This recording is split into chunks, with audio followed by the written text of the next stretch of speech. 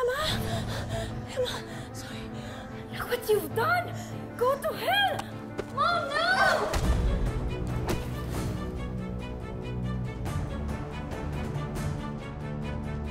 Mom, what are you doing?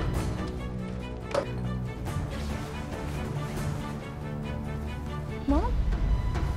Mom, no, don't do that! Mom, no!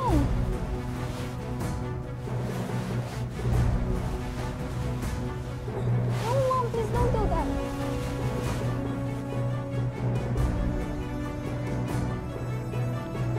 Mom? No! Mom! My God, what are you thinking, Mom?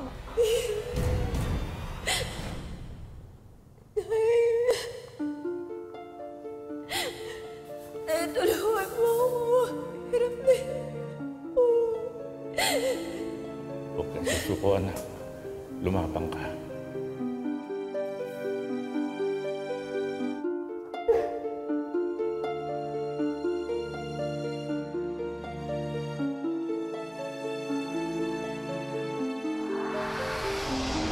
Tay?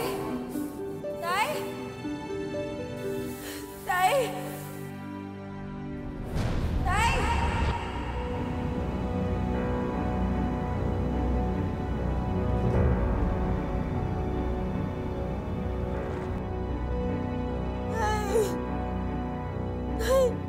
Mina?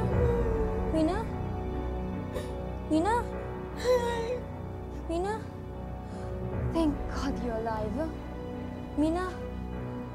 Listen, you have to escape while my mom is still sleeping. Do you get me? You have to escape.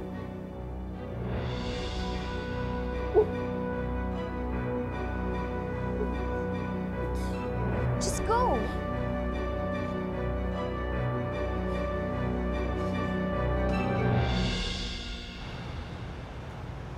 Hindi po ako pwede bumalik ng Pilipinas. Wala akong naipon dito. Para na lang yung pamilya ko. Kahanap na lang po ako ng ibang amo. Nakatali ang visa mo sa kanya ng 6 months. Na ayon sa bagong polisiya ng UK, sa migrant domestic workers, hindi pwedeng basta-basta ka lumipat ng amo. Pareho tayo ng pinagdaanan, Mina. Tumakas din ako. Nag-underground ako dito sa UK. Ang mahirap lang kasi, walang kasigurahan ang trabaho dito. Mahirap mag-TNT kasi habulin ka ng mga pulis at pwede ka pang makulong. Para maging legal ako dito, kailangan kong bumalik sa amo ko. Ayoko nang bumalik sa impyernong yun. Ang advice namin sa'yo, voluntarily surrender. I-identify ka namin biktima ng trafficking. Hindi ka makukulong, pero ide-deport ka pabalik sa Pinas. Gusto mong makausap ang pamilya mo?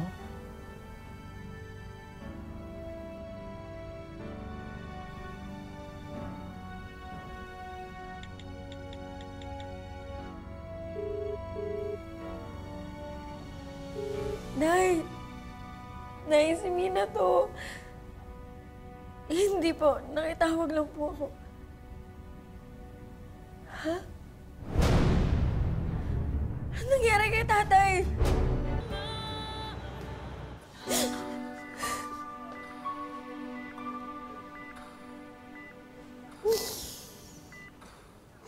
Kumatos ang tatay mo.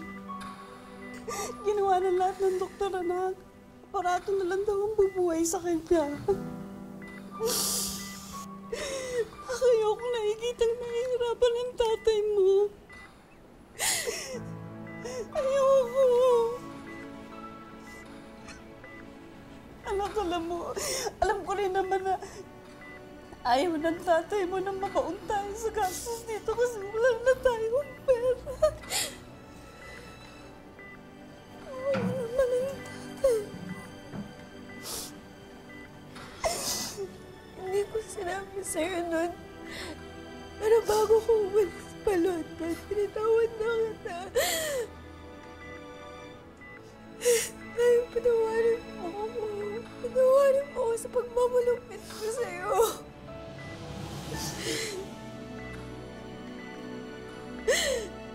Tayo, patawarin mo ako dahil hindi ko naibigay yung magandang buhay na sinabi kong ibibigay ko kay Nanay Geraldine.